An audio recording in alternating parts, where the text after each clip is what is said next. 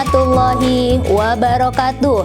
Berjumpa kembali dengan Ibu Berlian dalam pelajaran Pendidikan Kewarganegaraan. Semoga kalian yang di rumah senantiasa dalam keadaan sehat walafiat ya.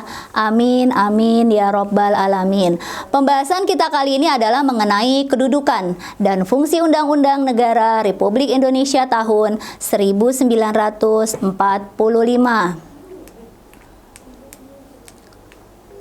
Adapun tujuan pembelajaran kali ini adalah mengidentifikasi kedudukan dan fungsi Undang-Undang Negara Republik Indonesia tahun 1945. Undang-undang sebagai bagi sebuah negara sangatlah penting. Undang-undang lahir untuk membatasi kekuasaan raja yang pada waktu itu berkuasa sewenang-wenang. Undang-undang diperlukan untuk mengatur hak dan kewajiban penguasa yang memerintah dan hak dan kewajiban rakyat yang diperintah. Penguasa dalam hal ini negara Indonesia, yaitu mulai dari presiden pertama kita, Presiden Soekarno, hingga Presiden Joko Widodo. Undang-undang diperlukan untuk mengatur jalannya pemerintahan.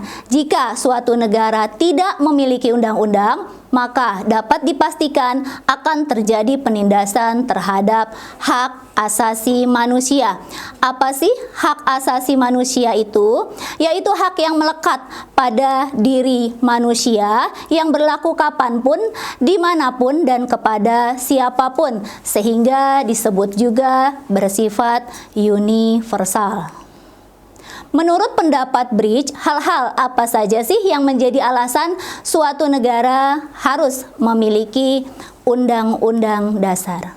Yang pertama yaitu adanya kehendak para warga negara yang bersangkutan agar terjamin hak-haknya dan bertujuan untuk mengatasi tindakan para penguasa negara tersebut.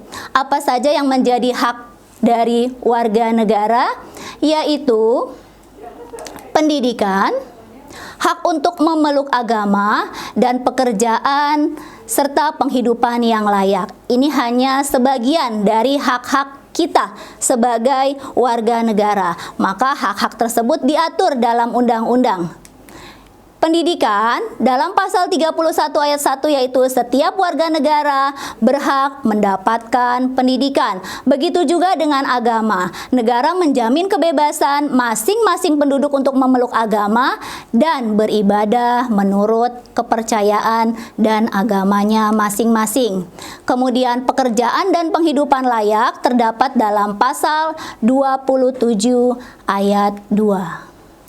Yang kedua yaitu adanya kehendak dari penguasa negara dan atau rakyatnya untuk menjamin agar terciptanya pola atau sistem tertentu atas pemerintahan negaranya.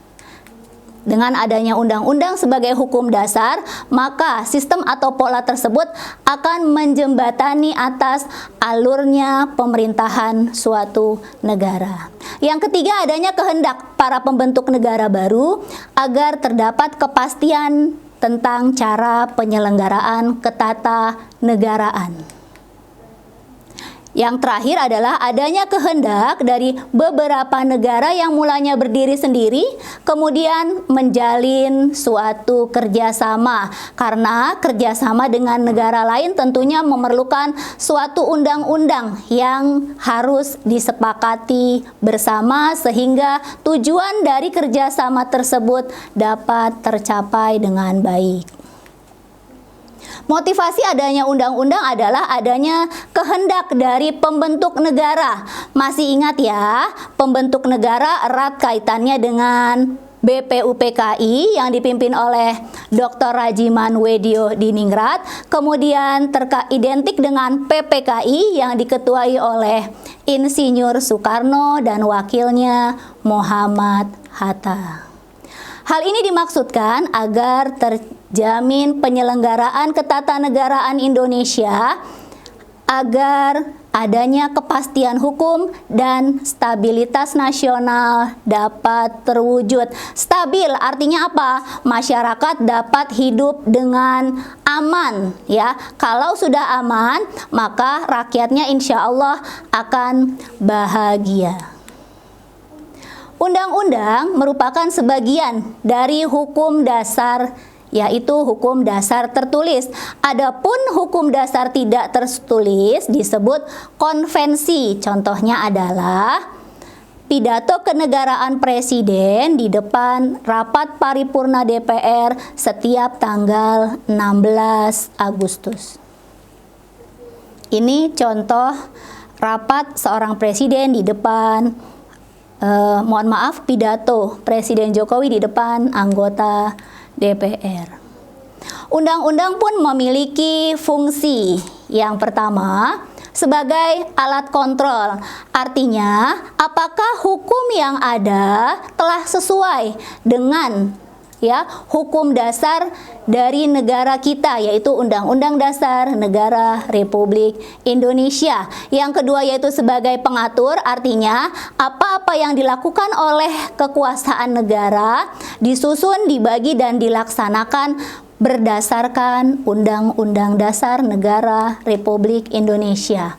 Dan yang terakhir adalah penentu. Apa yang ditentukan yaitu hak dan kewajiban negara, aparat negara, dan warga negara itu sendiri. Sekian untuk pembelajaran kali ini, semoga bermanfaat. Wassalamualaikum warahmatullahi wabarakatuh.